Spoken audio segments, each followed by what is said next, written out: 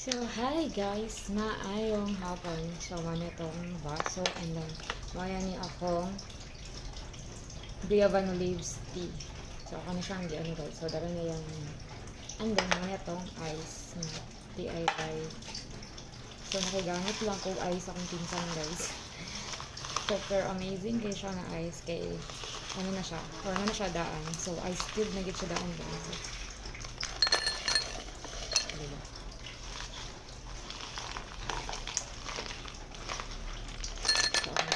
And then this is it.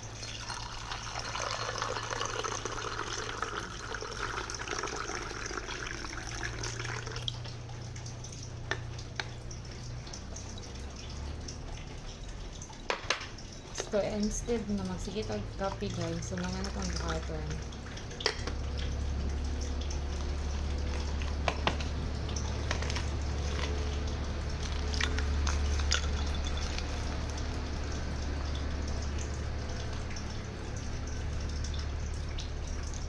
Kay isog manggod kay siya kung ininit gud imong inungon ay amin kanang hot tea gud siya. So akong gitry siya sa cold.